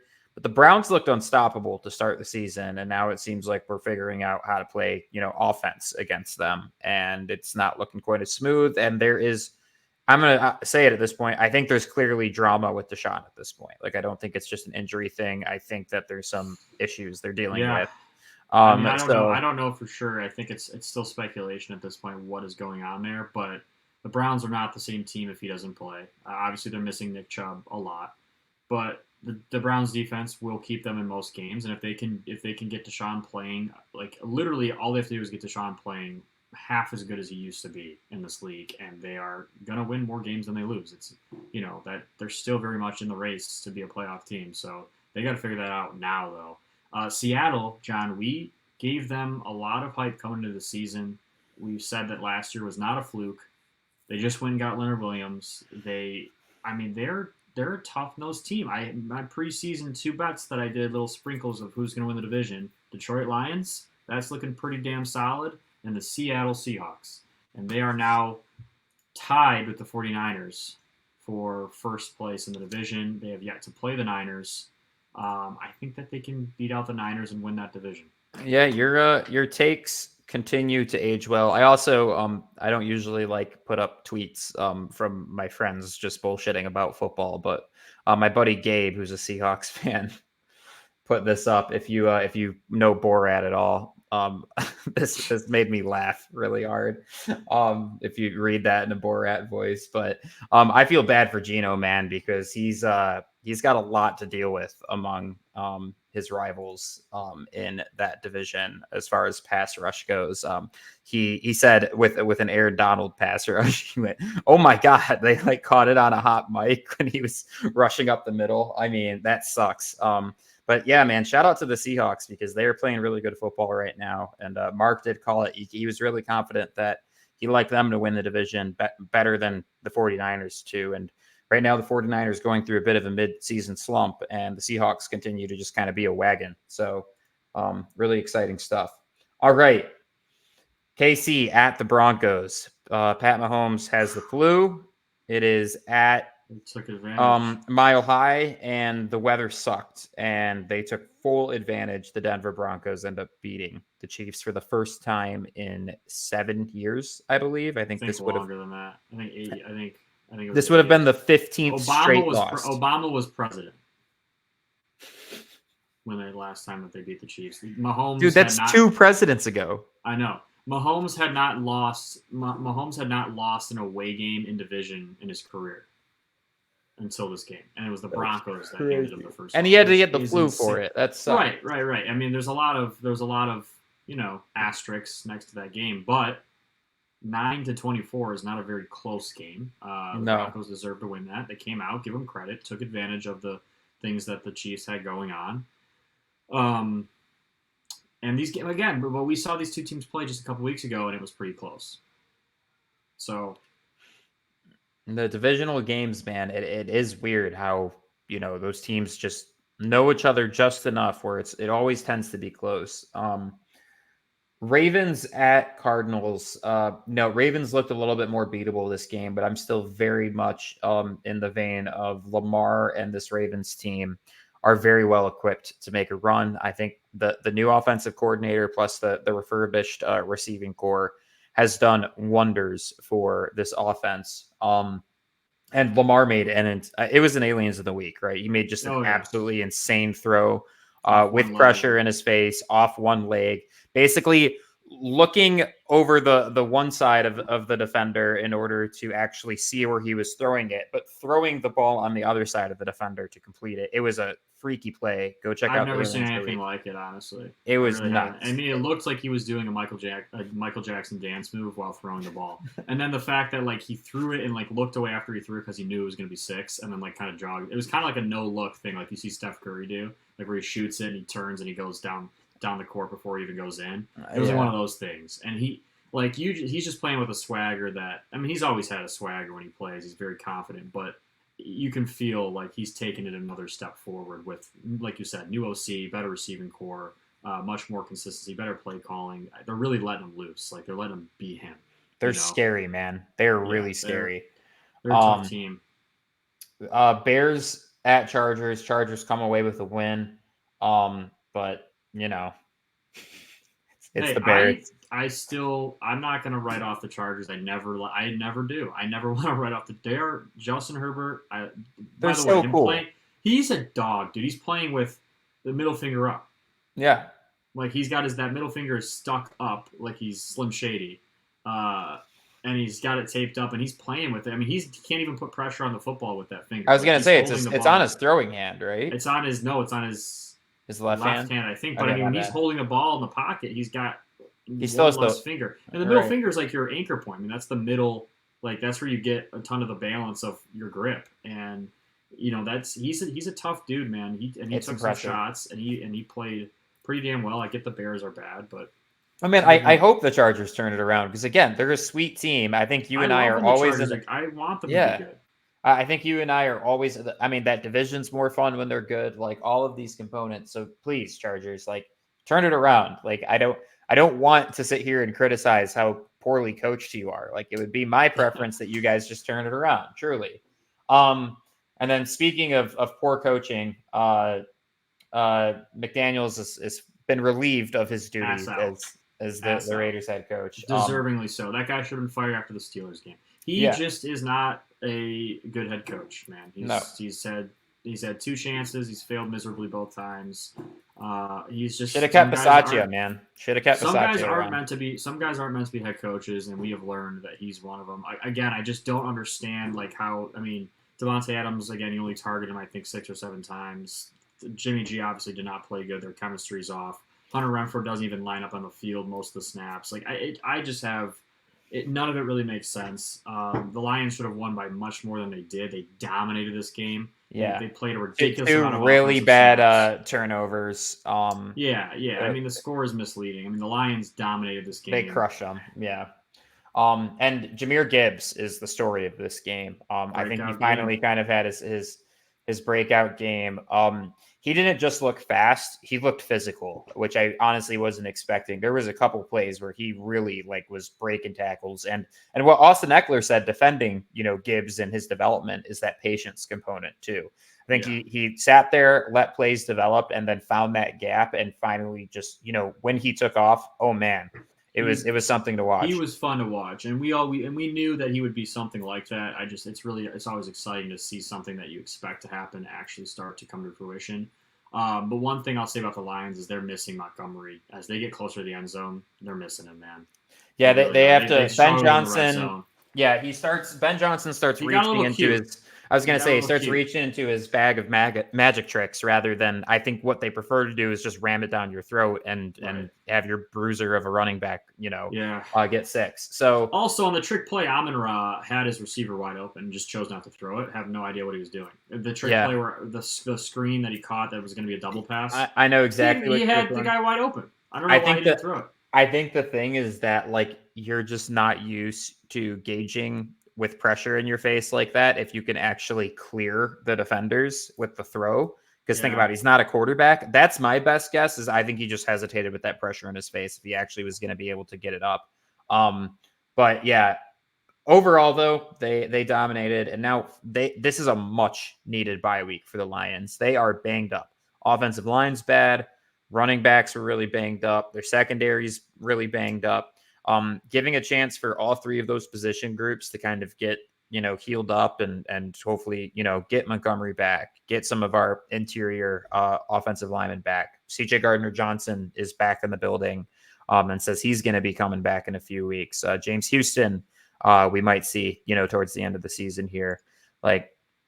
These are all big names that can Bring in the absolutely impact the reinforcements, game. baby. Bring Yeah. in the reinforcements. I mean, being 6-2 with the problems that we've had injury wise going Crazy. into the bye is a pretty damn good spot to be in. Very good spot to be in. So we'll put a lid on that and move on to the picks.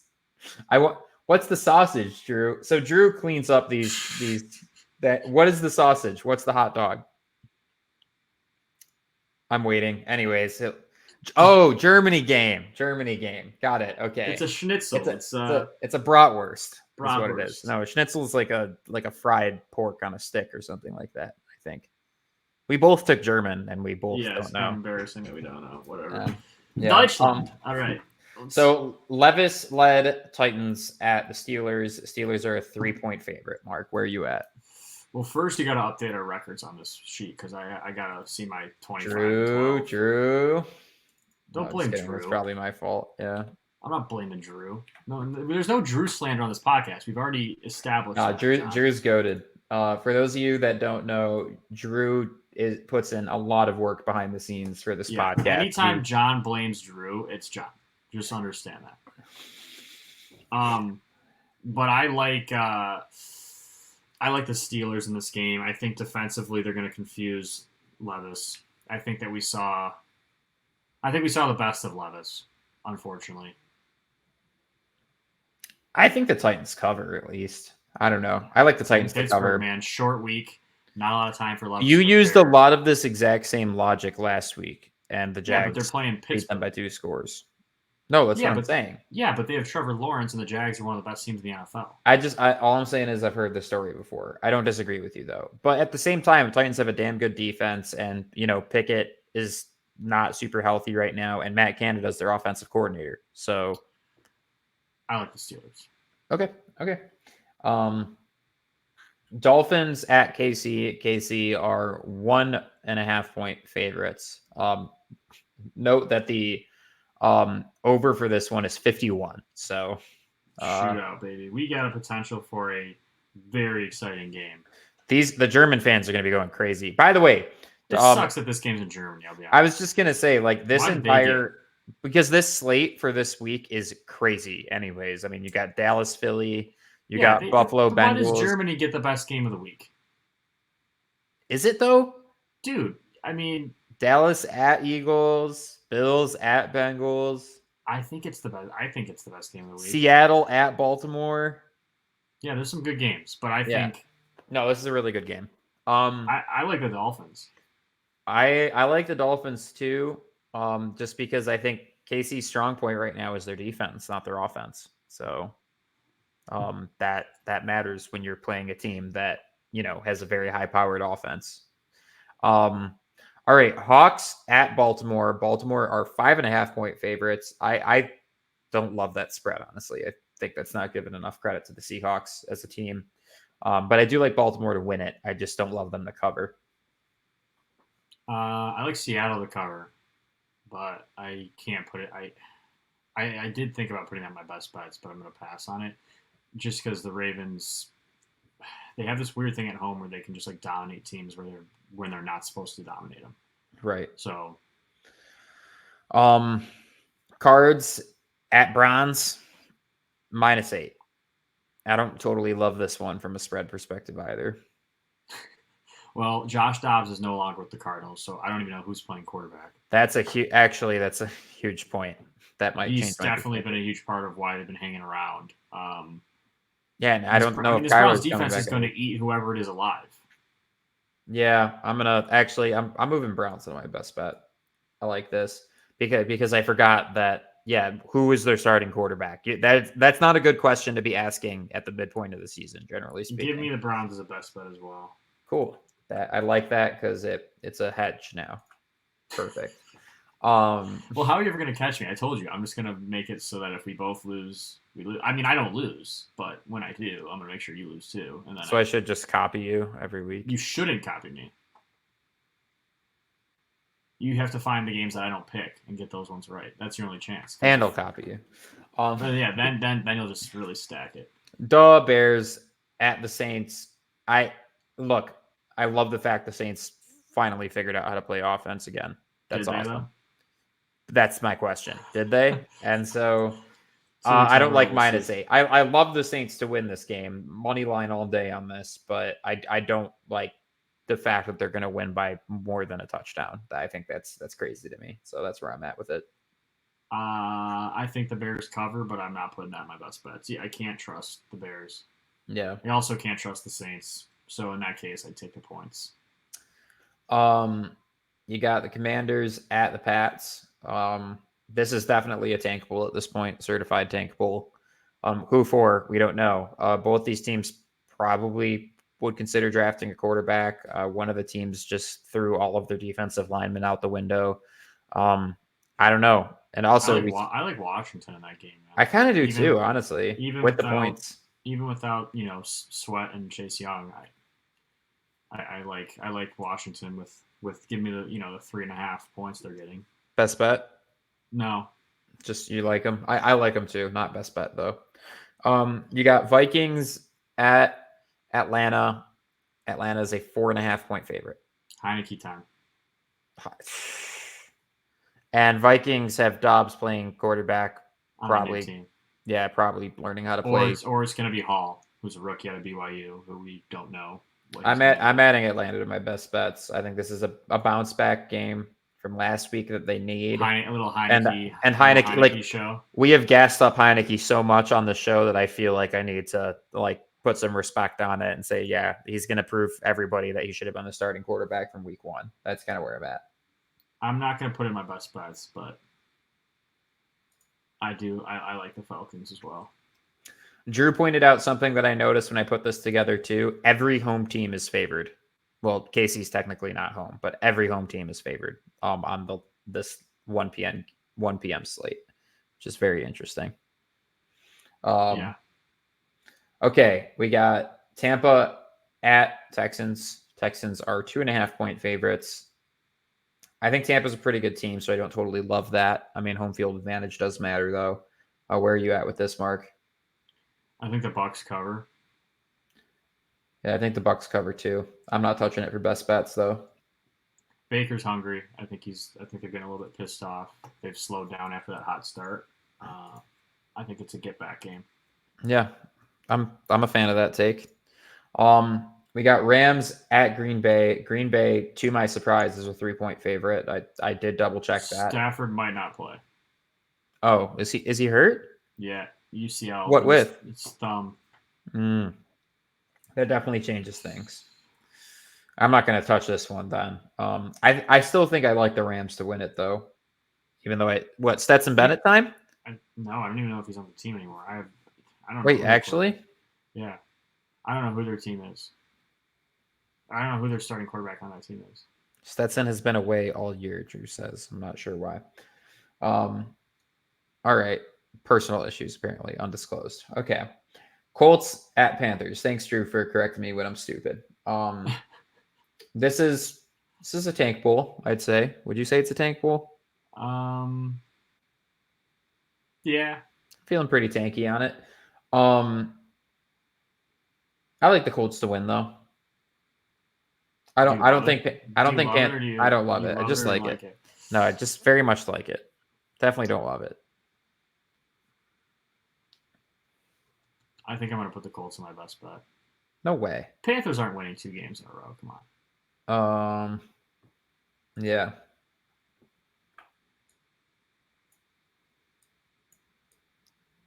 All righty. Cowboys at Eagles. Eagles are a 3-point favorite. You said you'd like the Cowboys +3 here. I do like the Cowboys +3. I don't know if I can put in my best bets, Yeah, I don't think this game's going to be crazy, though. I can't wait for that. It's a huge game. I think Philly probably... I like the Eagles here with the full home field advantage. Yeah, and I think they'll cover, too. I think the Eagles are just a mismatch. I think the Eagles are similar in terms of what they do schematically to the 49ers, who assaulted the Cowboys. Yeah. So that makes me kind of lean that way. Sure. So my final take is that I'll take the Eagles, but I'm not putting in my best bets. Okay. Giants at Raiders. Raiders are a 2-point favorite. I think these spreads got posted before. Before the coaching and general manager turnover. However, if history is any indication, teams usually kind of come out like with a chip on their shoulder after their coach gets fired. Yeah, usually, but Drew said the spread is accurate. Raiders I mean, it's crazy to be favored in a game where your coach got fired 2 days ago. It is wild. Actually, John, drag Eagles in my best bets. Okay. Just had to stew on it for a sec. Stewed on it. Just decided I think I had to do it. I mean, I think I like the Giants to cover. But I mean, obviously, I'm not going to put either of those in my best bet. Like, I'm not touching either. I don't like it. It's such a garbage game. Bills at Cincinnati. Cincinnati is a 2.5-point favorite. My gut is telling me, does this count as a DeMar Hamlin revenge game? Yeah, I think so. I mean, he died and was resurrected on the field the last time they played there. Right. I don't know if that doesn't get any more. It's not a revenge. I wouldn't call it revenge. I would say return game. Sure. You know. With that said, I'm feeling the impulse to add Cincinnati to my best bets because I just think like this is one of those games like you got to make a statement, right? Like this is really where you teams though. Yeah. Oh man, this is gonna be such an awesome game. What are you doing this Sunday? Because like I kind of feel compelled that like we should like stream one of these matchups. I'm serious. We don't do enough live streaming as an organization. That's like the one thing that we lack. I think like either Baltimore Seahawks, like one of these good matchups, you know, KC, Miami, one of these good matchups we need to do a little stream for. So I'm deferring here though. I'm not going to add this to my best bets, but I do like the Bengals here. Yeah. It's a tough game, man. It is a tough game. I think I'm gonna go with the Cincinnati Bengals, but I can't put in my best bets. It just makes me think like, you know, I'm flipping actually. I'm gonna go with the Bills because the football gods. I think you have to reward them with a win. I mean, if the NFL is scripted, which I think that there's a decent chance that it may be. Yeah. What better story than DeMar Hamlin in this rematch game? They win. Making a big play or something. Win it for DeMar. How's DeMar been doing this season? Do you know? He hardly plays. I think he's like on special teams. He's missed a few games. Got you. Chargers at Jets. This one's tough. Like I almost want to say Jets with the points. I think Jets cover here. Because I think you have to, right? Like I know the Jets haven't done like an egregious amount of losing, but for whatever reason, it feels like every matchup they just have to win. Like it's like crucial that they win. I'm putting the Chargers in my best bet. Okay. I hate myself for it, but I just look at Justin Herbert against Zach Wilson. You're telling me, and I get that the Jets have a better defense, but you're telling me that. I mean, just think about it. If they have an equal amount of possessions, Herbert's gonna make stuff happen, and Zach Wilson rarely does. You know. Yeah. Plus, you're a mistake away from this game getting out of hand if you're the Jets. Like one pick, one fumble, and you might be. If you're playing from behind the entire game, you have really not much of a chance. Yeah. No, that's just too much risk against a pretty solid team with a really good quarterback. I just can't.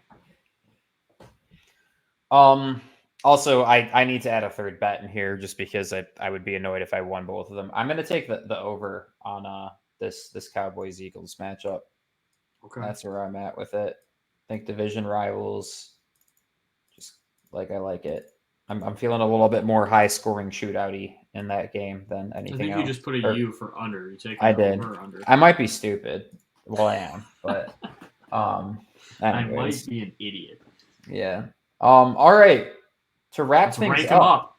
Let's rank them up. So Mark and I already By the way, these Lombardis are not going to the Eagles. It's just okay. We're doing this all over again, but we did talk through our rankings so that we're not like shuffling things around live. We There are some debate though, but I was going to say there are some good debates that we'll kind of bring up as we go down the list here.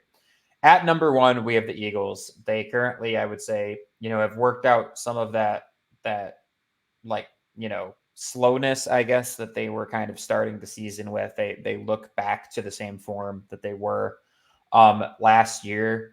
So right now, I think they're the best team in the NFL. And here's where the debate has more so started. I was really pulling for Baltimore at 2. Mark wasn't as big of a fan of that one. I just think this team is so dangerous with their offensive scheme at this point. I think Lamar, with a decent run game, with a good offensive line, with the receiving threats, and then the fact that he actually has an offensive coordinator that complements his skill sets, they look ridiculous right now. And I think that that's going to be sustained through the rest of the season. That's my feeling on the Ravens. I just don't think I'm still not completely sold on them. That's why I think having them at 2, are they a top 4 team? Without a doubt. Having them at 2 to me was a little high. I know the 49ers have lost 3 straight, but I still think I would have the 49ers ahead of them. And I would argue to have the Jags ahead of them as well. I've been very impressed with what I've seen from them. I trust them more. I still don't think the Ravens can play from behind, John. They have not yet proven that. Lamar has not yet proven that he can truly play from behind. And luckily they haven't had to a whole bunch, but that one time they need it, which it will happen at some point. Hey, I mean, you might see it this week against the Seahawks with a rather high-powered offense and a pretty dang good defense too. With a refurbished Legion of Boom there to kind of lock down all of those receiving threats that Lamar has. So it could be a very interesting game and a good test for this team. At 3, we got San Fran. Like Mark said, I mean, I would probably be comfortable with them at 2, but a 3-game losing streak's a 3-game losing streak. You got to snap that. And crazy. honestly, you remember where we were in our first power rankings? We were like, no, this team's winning. We were talking about, we were like, this team's going to go undefeated. We were like, this team is unbeatable. Now injuries you lose Trent Williams and the whole story Debo. changes pretty quick. And Debo. So I mean, we are definitely by no means out on the 49ers. I actually think we're being pretty generous to them to keep them at 3 here. I'm still, in the bucket that they're a Super Bowl favorite. I get some people have wavered on that take, but yeah, they're getting through a tough stretch right now. They don't have a super easy schedule. So don't forget that. Jags, look, I think they're a little bit mistake prone on offense. They clean up those mistakes. This is one of the best teams in the league. I mean, they are scary. Trevor Lawrence is really coming into his own, and ETN, man, what a back. I mean, he's crushing it right now. So, and they got plenty of receiving talent to go around as well. It's one thing Urban Meyer did right with the Jags is draft Travis Etienne. The one thing, maybe. And then we got Lions at 5, and I get that some people might consider that high. Well, this is a Detroit podcast, and so I don't think it is high though, John. I really don't. They're 6-2 with a favorable schedule moving forward. I think they're a top 5 team in the league. They had a bad loss at Baltimore, but they've looked really, really good in every other game. Yeah, I mean, and even that Seahawks loss, like, you're on the right side of that turnover battle. That's easily a win. So it's yeah, I think they can beat anybody. Just the eye test. If you watch them play, like there's not many teams in the league I'm worried about them not being able to beat. Like, they match up pretty well with everyone because of what they do. And again, we're not even healthy, and we're doing the things we're doing. We're only going to get better. That's the scary thing for Detroit. I think we're only going to get better as people come back from the injuries. Yeah, and I don't think that can be overstated. Like, we are a very injured team right now, and we're going into a bye week 6-2. That's pretty awesome. KC at 6. I just think they need to put it together more offensively.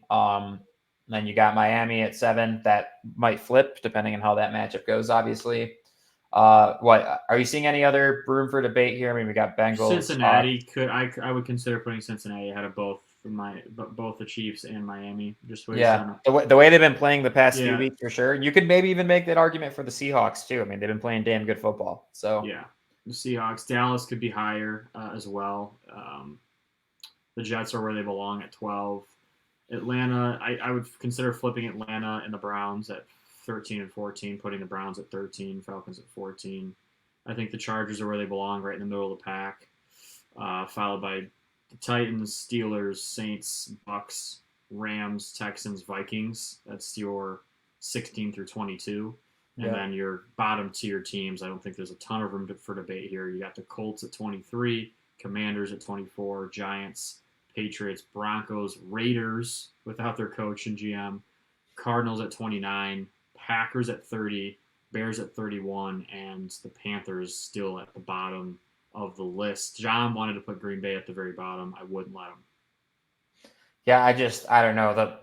The way they've been playing the past few weeks has been difficult to watch. And one last thing to kind of end this podcast on is Gutekunst today sounded not super stoked on Jordan Love, to say the least. Not confident, at least. And I get that, but at the same time, that's your guy that you drafted and got rid of Aaron Rodgers to make the starter. The fact that you're kind of scratching your head on whether or not he's a long-term answer, that's a question you kind of hope your GM answers confidently, and he did not. John, do you think Devontae and Aaron are I think Aaron's happy in New York, but even with what happened, but do you think Devontae's I never should have left? Yeah, I think Devontae has some regrets right now, to say the least.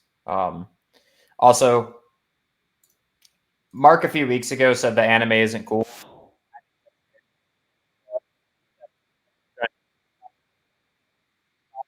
Goes pretty hard. And then not anime related, the best person to probably ever wear a Slenderman costume on the planet, Wembyana. That's terrifying. That's the scariest shit I've ever seen in my life.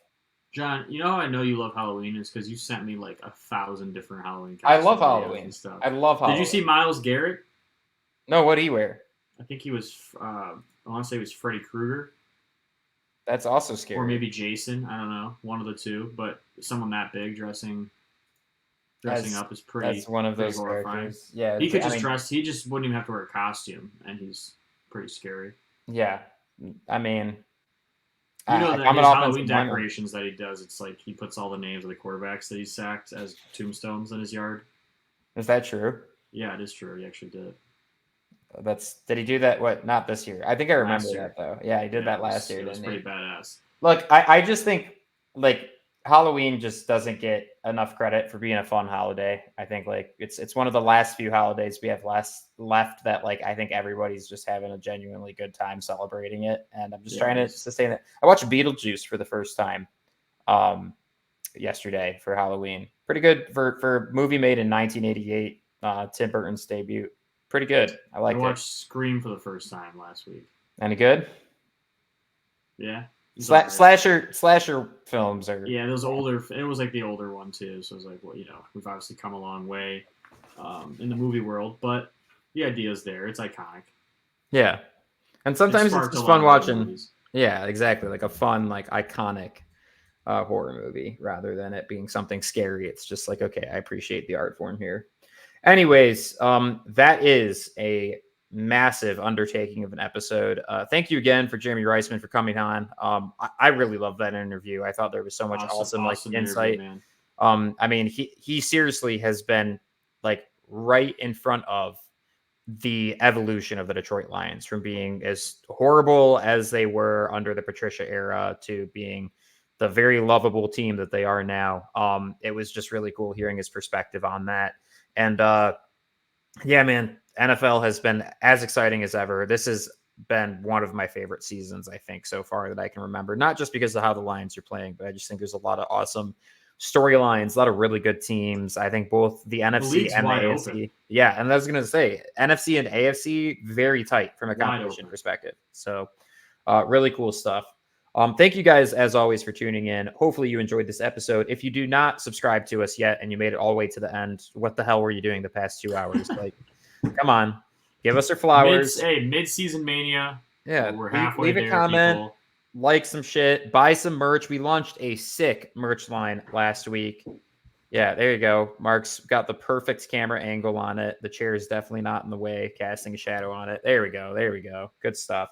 So yeah, if you are a fan of any team in the NFC North, we do have a design for you in some very comfortable. You look just incredibly comfortable this episode. I do have to say, just in general. I'm super comfortable. I'm wearing pajamas on my lower half, but I'm actually more comfortable in my upper half with this hoodie. I'm glad to hear it. So, yeah, socials, subscribe, merch, all that good stuff. Hang out with us. We are here every week, whether you like it or not. So stick around. Thanks a ton, guys. We will see you next week. Peace. See you guys.